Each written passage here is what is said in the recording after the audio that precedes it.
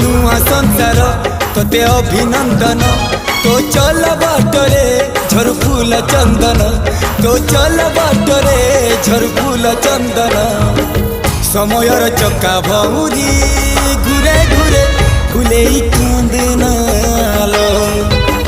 चढ़ब तू फूल सवारी धीरे धीरे फुले कांदनालो बाहागर सुख परा विधाता देइछि तोते विरह वेदना सबु सहिबाकु हवा मते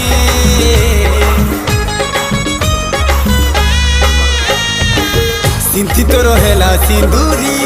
धारे धारे फुले कांदनालो चढ़ब तू फूल सवारी धीरे धीरे फुले कांदना।